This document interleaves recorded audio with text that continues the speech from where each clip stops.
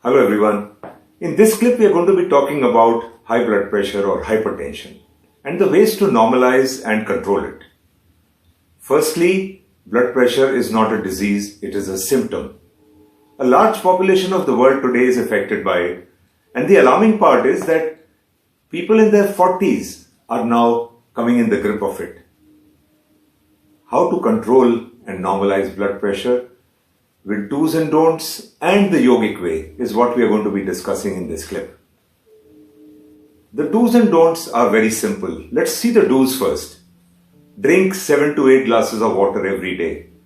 It is good for general health as well as for normalizing blood pressure.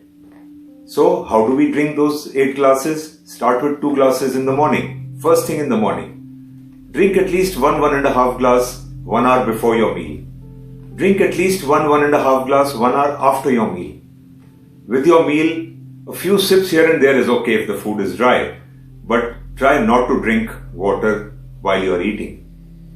And the balance glasses can be accommodated in the rest of the day. The second part is exercise and walk regularly. This will help in controlling your blood pressure. Third is get enough sleep every day, at least 7 to 8 hours of good sleep. Eat the right diet. And of course, the most important one is temperament. Temperament makes a lot of difference to your dealing with your blood pressure. What is temperament? Temperament is the way you approach things, the way you respond to things, the way you react to things. Life is not a race. Nothing is permanent in life. Thirdly, you cannot change situations or people. Don't even try, because you will fail miserably. The only way is to change yourself. And that is the power that you have. So let us see how we can change our temperament. Introspect on a daily basis just before you go to bed. Turn around the day and see what made you angry, what made you impatient, what made you irritable. And try and see what could have been done, or what could have been your approach, or what could have been your response to those situations without getting angry, or without getting irritable, or without getting impatient. And you will find a way. You will find that, yes, I could have handled it in this way, or this is what I could have said or done to avoid those negativities. So that is the way to change your temperament. Now coming to the don'ts. If you have been doing yoga, don't do any aggressive pranayama. Bhastrika or Kapalbhati is not meant for people who are suffering from high blood pressure. Don't do any inverted postures. And in your common day-to-day activities, don't let your head go below the heart. So if you have to bend down to pick up something, don't bend down, because your head will go below the heart. This is true with any person, because it affects your back also. So go down on your knees, go on your haunches and pick up something. So these are few things that you need to be careful about when you are suffering from high blood pressure. Now coming to the yogic way of controlling and normalizing blood pressure. Let me first explain to you the difference between breath and pran. Breath is gross, it is measurable. Pran is subtle, it is not measurable. Pranayam, the word pranayam, is expansion of pranic energy. So it is eventually the expansion of pranic energy that makes a difference to your subtle self, which helps you to control blood pressure. So the deeper we breathe, we have always insisted on deep breathing. Now, to create that capacity of 6,000 milliliter in your lungs, you need to see our videos which tell you how to enhance your lung capacity. So it's very important to first create that capacity and then use it for controlling blood pressure. So I will demonstrate to you what a deep breath is in a few seconds. And then once you have achieved that deep breathing pattern is when your effect will start showing up on lowering your blood pressure or normalizing your blood pressure. Sit comfortably either on the mat or on a chair.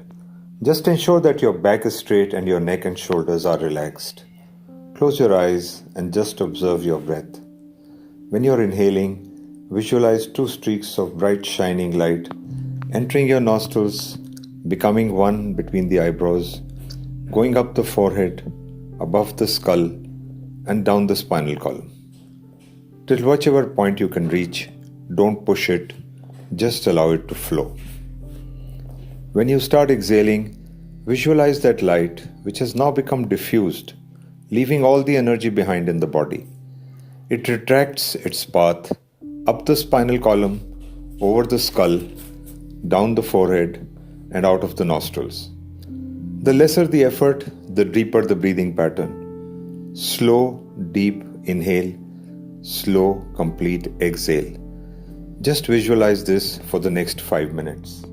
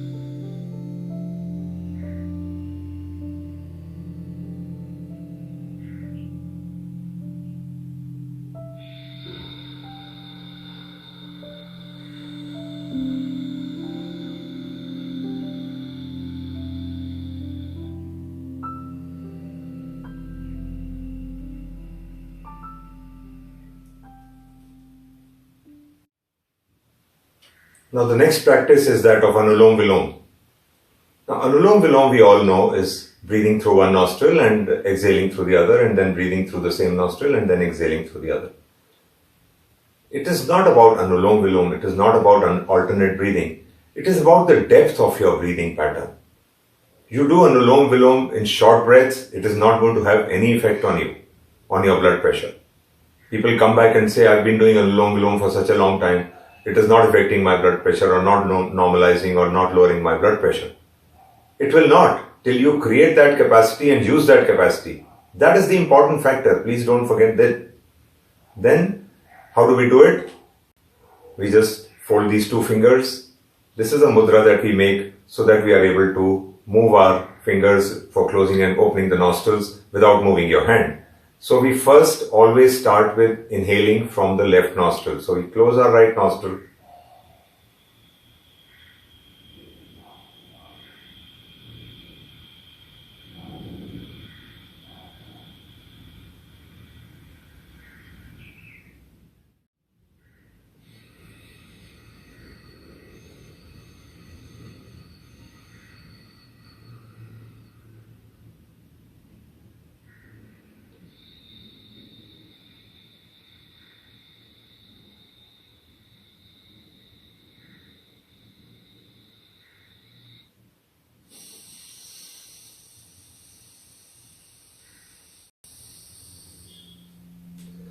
Did you see the length of the breath?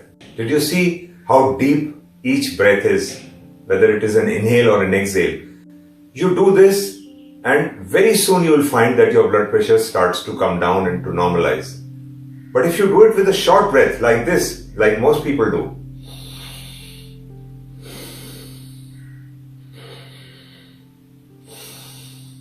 it is not going to have any, it is not going to make any difference to your blood pressure.